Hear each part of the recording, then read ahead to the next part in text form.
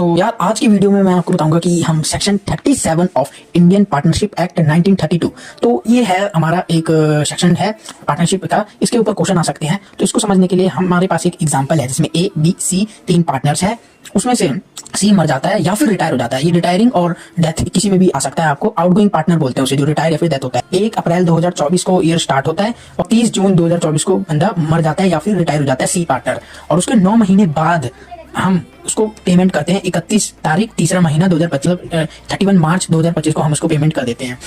तो हमें यहाँ पे सारा कुछ आफ्टर ऑल एडजस्टमेंट, सारी एडजस्टमेंट करने के बाद जो टोटल अमाउंट पेबल टू सी थी वो थी 20,000। वो 20,000 हम जब ये पार्टनर मर जाता है या डाइड हो जाता है, रिटायर हो जाता है या फिर मर जाता है, तो उसके लोन अकाउंट में जाता है। ठीक है, total amount payable to C is 20,000। ठीक है, उसके लोन अकाउंट में चले जाता है।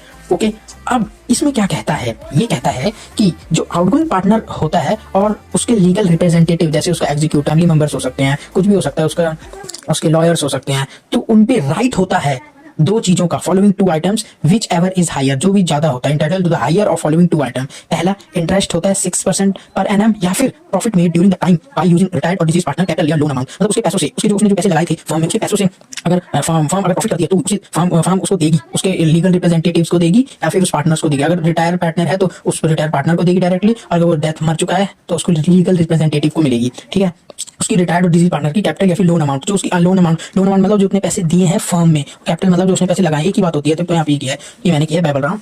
तो यार अब देखते हैं इसको कैलकुलेट कैसे करते हैं। सबसे पहले देखते हैं इंटरेस्ट ऑफ 6% पर एनएम को कैसे कैलकुलेट करते हैं। 6% पर annum on the outstanding amount, मतलब ये पैसे कितने थे उसके। ठीक है, आउटस्टैंडिंग अमाउंट में तो 20,000 थे हमारे टोटल पेमेंट करने उसको आफ्टर ऑल एडजस्टमेंट। तो उसका 6% ये रेट हो गया। इसका रेट में 100 वो आता है नीचे, इंटू 9 जितने महीने थे, जितने टाइम उसको उसके पैसे हमारे पास रहे और उतने को हमने दिए, तो उस तक हमारा खत्म हो गया। तो 9 महीने तक हमारे पास उसके पैसे रहे और वो मर गया था इतनी तारीख को, जून में ही मर गया था वो।